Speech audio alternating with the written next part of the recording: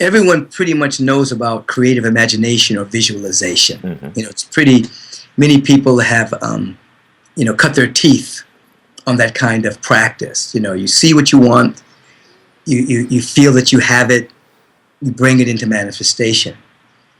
There's nothing wrong with visualization at all. It's a wonderful evolutionary stage in an individual that's walking the spiritual path.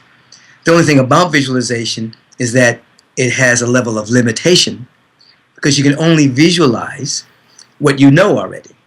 You can take a picture out of a magazine and do a vision board. You can look at somebody else's life and visualize that for yourself. So it's within a certain paradigm. Visioning is catching an idea outside of your present paradigm so that you're making yourself receptive to the spiritual idea that the universe wants to birth through you that you may not know about. In other words, you may be enculturated by your society, by your religion. In the Western world, we have all these models of success. You're successful if you have a house, 2 kids, a picket fence, 2 cars. People get that and they're not happy. But someone could visualize that and manifest it and realize, oh my God, I'm still unhappy. Visioning is different. Visioning begins with the spiritual idea that there is planted within each and every one of us a powerful destiny, a powerful, unique way that the universe wants to express itself. So instead of telling the universe what we want, we instead ask a question. What is the universe's idea of my life? And we begin to catch that idea. What is my growing edge? What must I become to manifest that vision? What do I already have in my house that I can use to serve the vision? What must I let go of? What does willingness look like? We ask a different kind of question because here's a hierarchy of questions. Behind every problem, there's a question trying to ask itself. Universe being progressive. Behind every question, there's an answer trying to reveal itself. Behind every answer, there's an action trying to take place. And behind every action, there's a way of life trying to be born. So a problem, the word problem comes from emblem. It's emblematic of the content of consciousness that's being projected onto the screen of life. Because the universe is progressive, the universe wants you to ask a question.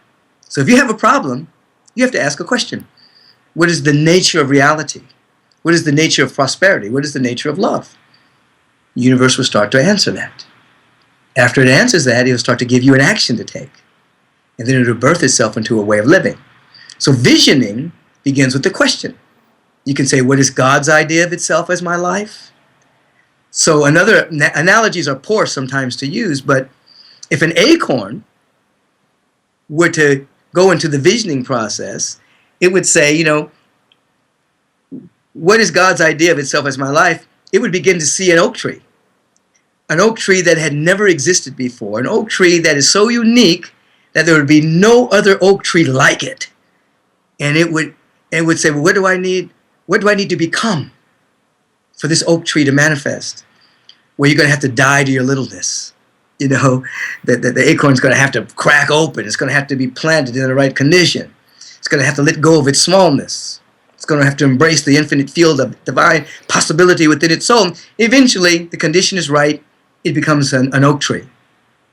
There are things within us that we have no idea that are even there because we've been indoctrinated by the society in which we are living.